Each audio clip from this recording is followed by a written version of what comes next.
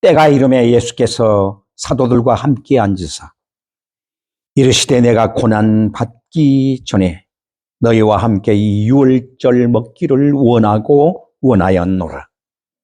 내가 너희에게 이르노니 이 유월절이 하나님의 나라에서 이루기까지 다시 먹지 아니하려 하시고 이에 저의 잔을 받으사 살해하시고 가라사대 이것을 갖다가 너희끼리 나누라. 내가 너희에게 이르노니 내가 이제부터 하나님의 나라가 임할 때까지 포도나무에서 난 것을 다시 마시지 아니하리라 하시고 저녁 먹은 후에 잔도 이와 같이 하여 가라사대 이 잔은 내 피로 세우는 새 언약이니 곧 너희를 위하여 붓는 것이라. 아멘. 지난주에 이어서 저는 20절 말씀을 가지고 새 언약의 중보자라 하는 말씀으로 함께 은혜를 나누고자 합니다. 저녁 먹은 후에 잔도 이와 같이 하여 가라사대 이 잔은 내 피로 세우는 새 언약이니 곧 너희를 위하여 붓는 것이라 하신 이 말씀을 우리가 깊이 우리 마음에 새기면서 이것이 곧 내 신앙의 바로 중심이요 또한 전부라고 하는 것을 기억하면서 새 언약의 백성으로서의 중심이 바르게 세워지기를 바랍니다. 옛 언약은 아브라함, 모세, 유대 민족과 맺은 언약이었습니다. 그러나 새 언약은 그리스도의 복음을 믿고 순종하는 모든 성도들과 맺은 언약입니다. 그러니까 이 언약은 내 언약입니다. 나와 맺어진 언약입니다. 옛 언약은 동물의 피로 맺은 언약입니다. 그런데 새 언약은 하나님의 아들 예수 그리스도의 피로써 맺어진 언약입니다. 이것을 히브리서 9장 11절로 15절에서 잘 설명해 주고 있습니다. 옛 언약은 죄가 무엇인가를 가르쳐 준 데 그칩니다. 그러나 새 언약은 죄 사함을 받게 하는 언약입니다. 그래서 새 언약 속에 있는 자는 죄에서 완전히 자유함을 얻었다라고 하는 것을 우리는 기억해야 합니다. 물론 우리가 아담의 옆구리에서 나오는 다 인간은 죄인입니다. 아직도 우리 속에 죄의 성품이 있고 죄의 근성들이 남아 있습니다. 이것은 우리가 매일 살아가면서 싸워 이겨야 할 바로 것입니다.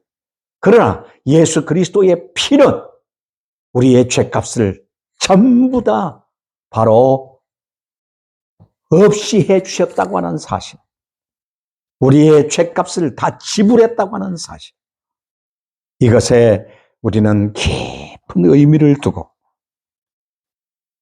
살아가는 그런 성도가 되시기를 바랍니다. 옛 언약은 그리스도가 오시기까지만 바로 있어야 할 언약입니다. 그러나 새 언약은 영원토록 있는 언약이라고 하는 것을 우리는 알아야 합니다.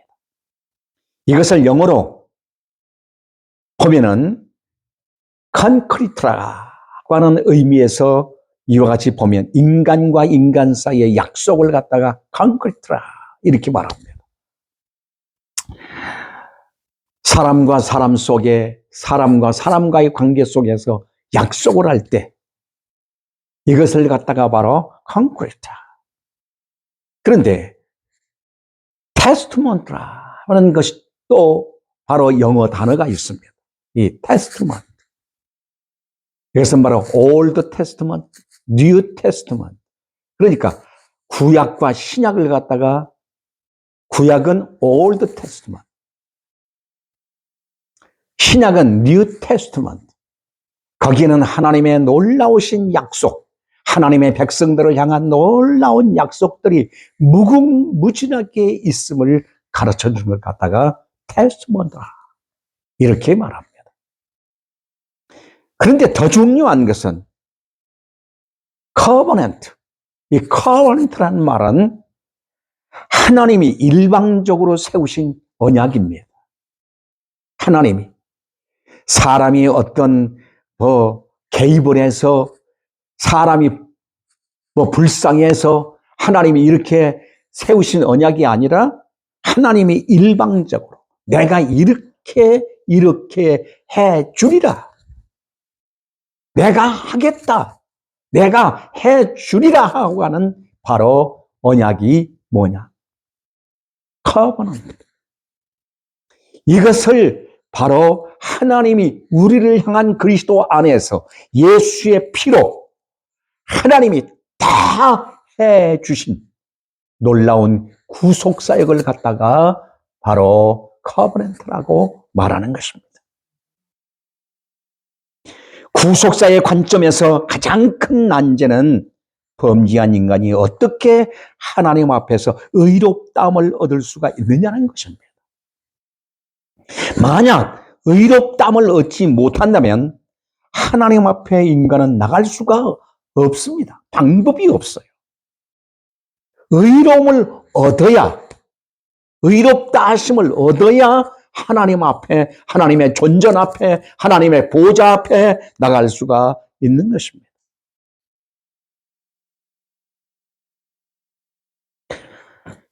이 점만 해결이 된다면은 나머지 자동적으로 다 해결이 되게 돼 있습니다. 그렇다면 옛 언약과 새 언약 어느 것이 이 난제를 해결할 수 있다고 말합니까? 조금 전에도 말씀드렸습니다만 새 언약은 이미 하나님이 그리스도 안에서 다 해놓은 언약이라고 하는 사실입니다.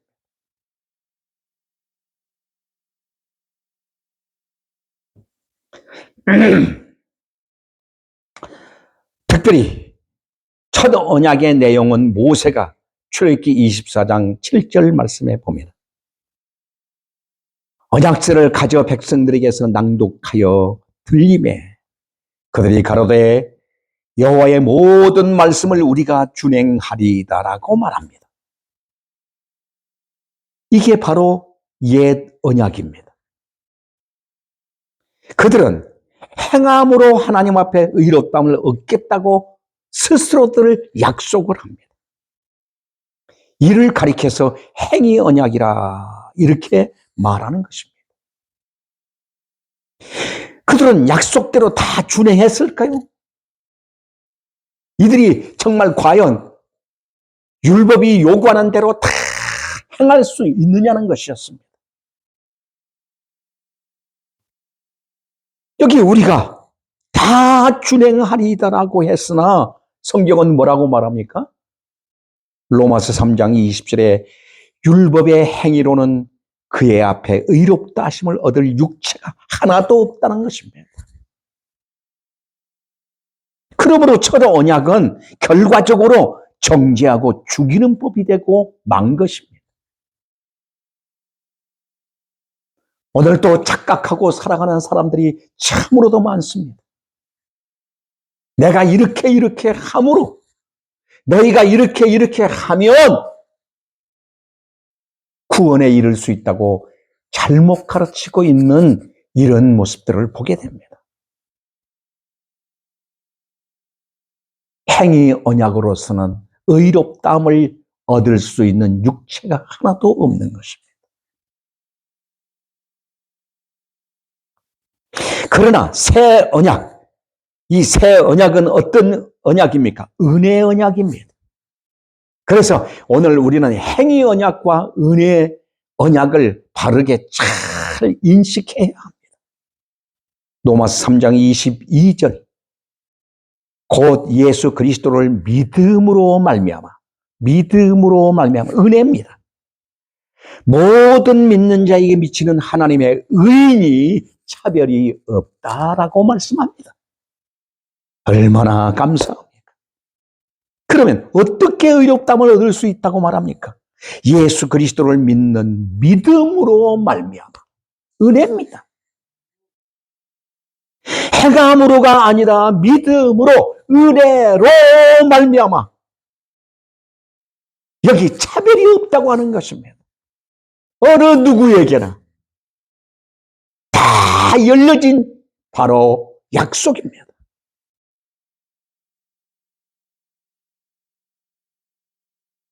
차별이 없다는 것은 오직 믿느냐 믿지 않느냐는 차별이 있을 뿐이라는 것입니다.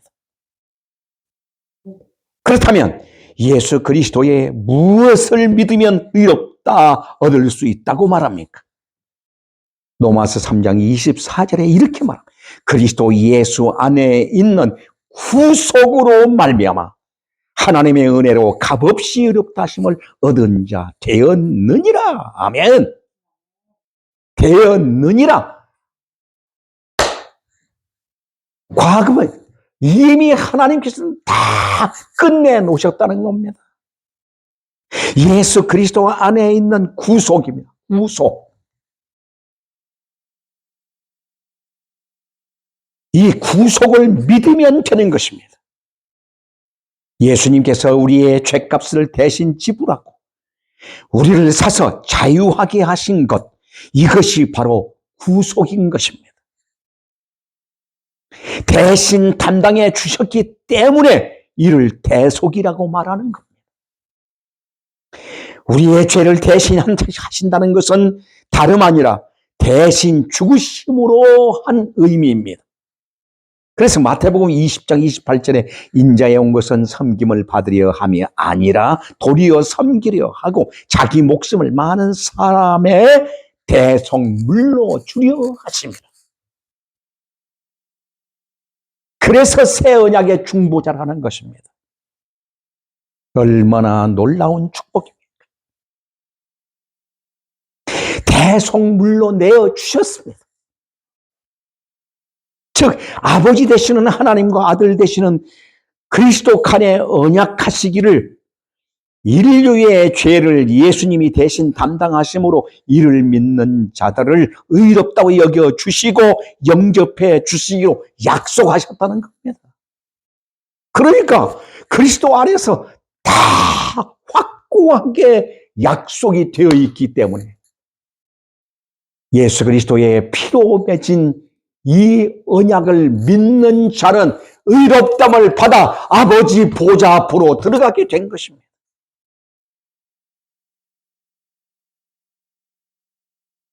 이것이 새 언약의 내용입니다. 그러므로 옛 언약의 중보자는 모세였으나 새 언약의 중보자는 우리 구주 예수 그리스도이심을 우리는 확신하고 살아가야 합니다. 요한일서 2장 1절 말씀에 만일 누가 죄를 범하면 아버지 앞에서 우리에게 대언자, 여기 대언자라는 말은 중보자라는 말입니다.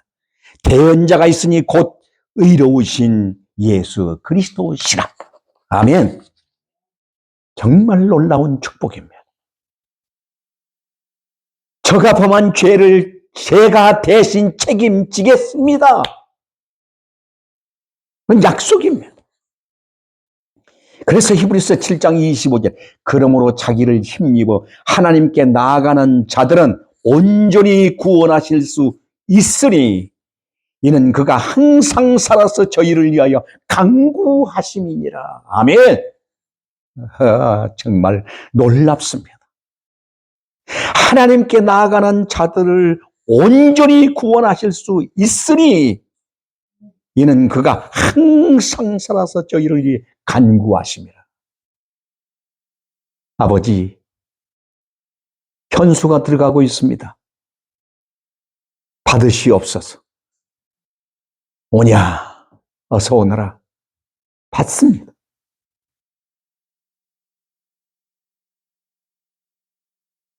아울러 하나님의 언약과 성취를 나의 것으로 받아들이는 믿음이 중요합니다. 이 믿음을 오늘 우리는 가져야 합니다. 그래서 언약하신 대로 20절 말씀이 이제는 내 피로 세운 새 언약이니 곧 너희를 위하여 붙는 것이라고 예수 그리스도로 말미암아 성취되었다는 영원 불변의 진리를 우리에게 안겨주신 것입니다. 이 차는 내 피로 세우는 새 언약이니 너희를 위하여 붙는 것이라. 얼마나 놀라운 축복입니까? 우리는 이 복을 받은 것입니다. 그래서 고린도전서 11장 26절에 너희는 이 떡을 먹으며 이 잔을 마실 때마다 주의 죽으심을 오실 때까지 전하는 것이라고 우리에게 확고하게 내어주시면서 이제는 두고 오는 세대에 가르치라고 증언하고 있습니다. 그래서 예수님 다시 오실 때까지 전하라는 말씀은 이 떡을 먹고 이 잔을 마실 때마다 즉 성찬을 베풀 뜸을 두고 말씀을 하고 있는 것입니다. 구약의 성도들이 유월절 예식을 행할 때에 한 것처럼 신약의 성도들도 성찬을 행할 때마다 자녀들이 묻는다면 이 예식이 무슨 뜻이냐고 물을 때에 부모들은 고린도전서 15장 3절로 4절에 나타난 말씀대로 성경대로 그리스도께서 우리 죄를 위하여 죽으시고 장사 지낸 바 되었다가 성경대로 사흘 만에 다시 살아나셨음을 주님 오실 때까지 전해 주라는 것입니다. 전해서 계승해 주라는 것입니다.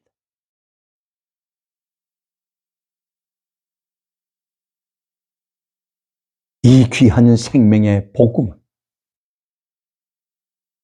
우리가 매일 느끼고 살고 그것이 바로 힘이 되고 능력이 되고 생명이 되어 살아갈 뿐만 아니라 우리를 만난 모든 사람, 두고두고 오는 세대의 모든 자들에게 이 복음을 드러내고 나타내야 할 것을 가르치고 있는 겁니다.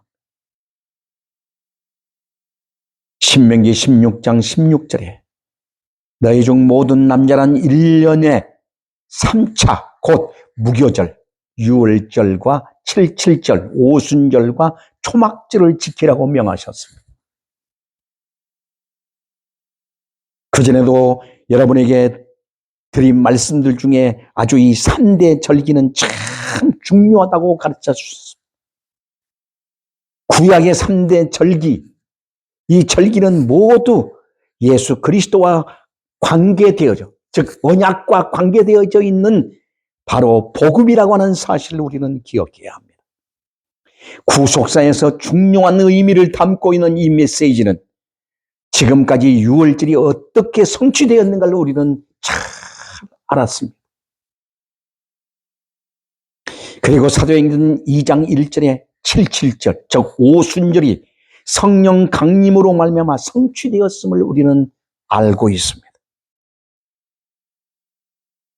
이제 남은 초막절인데 예수님은 이 초막절을 가리켜 요한복음 7장 37절에 명절 끝날 곧 큰 날이라고 말씀한 것을 볼 때 얼마나 큰 날이면 큰 날이라고 여기 아주 명명하고 있습니다. 그날은 초막절에 거하던 이스라엘 백성들이 광야의 생활을 끝마치고 약속의 땅 가나안 땅으로 들어가는 것과 같이 오늘 예수 그리스도 안에 있는 하나님의 거룩한 성도들은 마지막 초막절 예수님 재림으로 말미암아 하나님의 나라에 영광스럽게 입성하는 그날을 바로 두고 이와 같이 말씀하고 있는 것입니다. 우리는 지금까지 광야와 같은 이 세상을 살면서 얼마나 많은 고난을 받고 핍박을 받고 어려움들을 많이 당해왔습니다. 세인들과 구별된 삶을 위해서 몸부림치며 살아왔습니다. 복음을 위해서 우리는 눈물을 흘리며 한 생명이라도 어떻게 하면 주 앞에 세울 거라고 몸부림쳐 왔습니다. 초막절이 성취되는 재림을 통하여 그날에 다 우리는 그 은혜의 보좌 앞에 영광스럽게 의로움의 옷을 입고 하나님 앞에 나아가게 될 것입니다. 그러므로 사랑하는 여러분, 이날을 준비하며 늘 깨어 있어 새 언약의 백성답게 당당하게 이겨내시기를 축원합니다. 기도하겠습니다. 자비롭고 은혜로우신 아버지 감사합니다. 저희들을 이처럼 사랑해 주시고 놀라운 은혜의 복으로 다시 한번 일깨워 주신 것 감사합니다.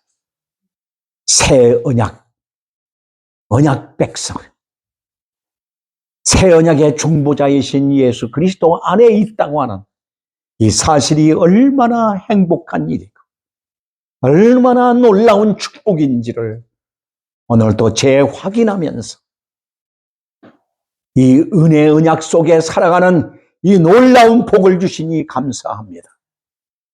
흔들림 없이 어떠한 상황 속에서도 당당하게 은혜 언약 속에 살고 있는 이 믿음이 아름답게 발휘되게 하옵소서.